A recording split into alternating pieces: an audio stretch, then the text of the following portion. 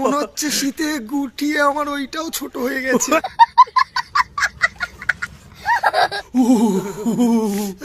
So guys, আজকে আপনারা সবাই খুব ভালো আছেন। এত শীত পড়ছে মানে কি বলবো, কি 2023-এ সবচেয়ে বেশি শীত পুনা শহরে।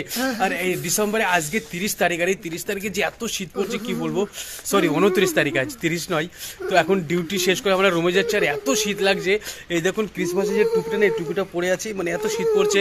আর জ্যাকেট তো নিয়ে আসিনি, ভাবছিলাম কালকে তো এত শীত ছিল না, ওই জন্য জ্যাকেটও নিয়ে আসা হয়নি। আর এখন আমরা ডিউটি শেষ করে রুমের দিকে ফিরছি।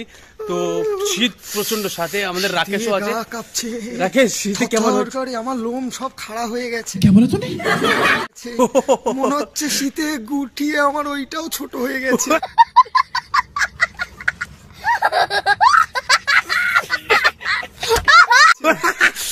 শীতে মানে ওটাও ছোট হয়ে গেছে। খুঁজে পাবো কিনা মুশকিল। বিলকুল চুপ। কম্বল গায়ে দিয়ে ঘুরতে হবে। মানে শীতের ভিতর কি বলবে, এত শীত পড়ছে যে কি ইয়ের ওটাও গুটিয়ে গেছে, ছোট হয়ে গেছে।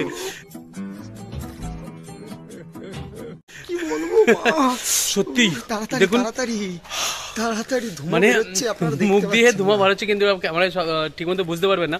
বাট প্রচন্ড শীত পড়ছে 2023-এ যে এত শীত কোনো শহরে।